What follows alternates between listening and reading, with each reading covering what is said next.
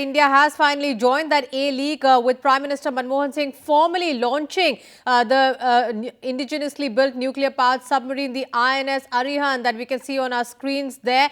This is, of course, at the ENC Air Base at INS Digha in Vishakhapatnam. Now, the 6,000-ton submarine will be first put on sea trials for 2 years before being commission into full service. And for more, let's go across to our senior editor Srinjoy Chaudhary. Srinjoy, India's first nuclear powered submarine just launched. Tell us more.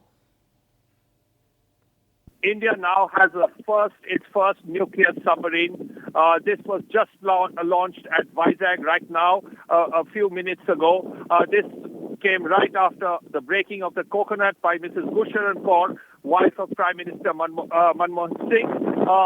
A large number of dignitaries are here. Prime Minister Manmohan Singh, Defence Minister A.K. Antony, the Chief of Naval Staff Surish Mehta, you have M. Natarajan, the Chief of the DRDO, also Admiral D.S.P. Verma, the man who heads the ATV project. Everyone is here right now.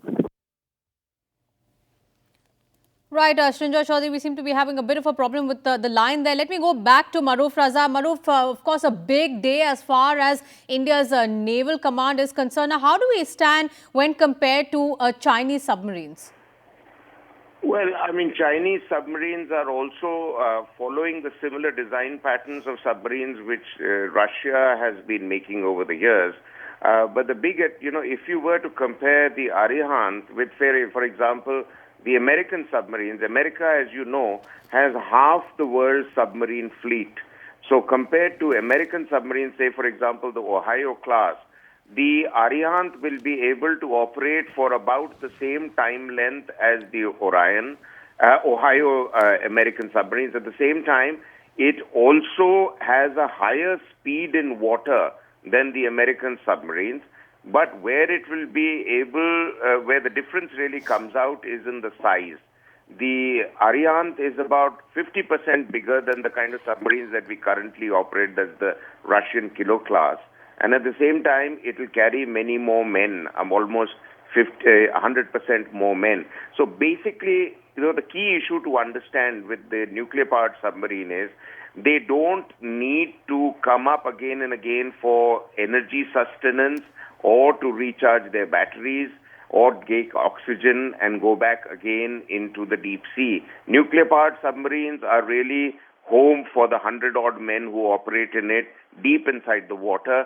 And the most dangerous aspect about them is that they are going to be able to slink very close to the enemy coastline and hit the enemy with missiles which can have a range of up to 700 kilometers. Therefore, they are going to be a major threat to any of India's adversaries. And the point to note is in the Indian Ocean region, India will now be the first country to have nuclear-powered submarines as a country of the Indian Ocean region, although American, Russian, and sometimes Chinese submarines would continue to operate also in the Indian Ocean. But the fact is that in India's neighborhood, we will be the only country to have nuclear-powered submarines, which gives us huge sustenance inside the sea and the capacity to hit the enemy if, God forbid, India was to face a nuclear attack.